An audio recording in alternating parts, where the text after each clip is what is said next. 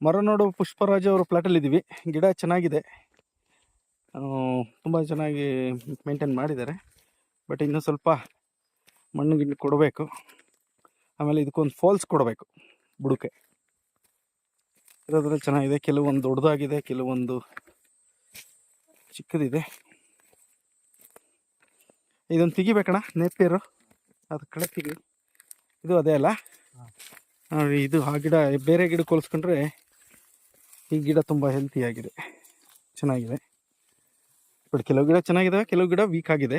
But maintenance ಕಡಿಮೆ. Okay,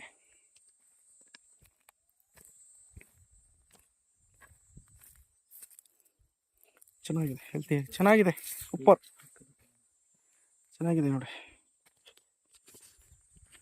ಈ ಕಡೆಗೆಲ್ಲ ಚೆನ್ನಾಗಿದೆ. ಅಲ್ಲೊಂದು 10 ಗಿಡ ಬಿಟ್ಟರೆ ಎಲ್ಲ ಚೆನ್ನಾಗಿದೆ. ಇನ್ನು ಆ ಕೆಳಗಡೆಗೆ ಇರೋದು ಗಿಡದೆಲ್ಲ ತೆಗೆದಿದ್ರಲ್ಲ, ಇದು ತೆಗಿಬೇಕಿದು. ಇದು ನಾಟಿ ಇದು. ಓಕೆ, ಇದನ್ನು ರಿಮೂವ್ ಮಾಡಬೇಕು. ಚೆನ್ನಾಗಿ ಒಂದು ಸ್ವಲ್ಪ ಮಣ್ಣು ಕೊಡಬೇಕು, ಗುಜ್ಜು ಕೊಡಬೇಕು.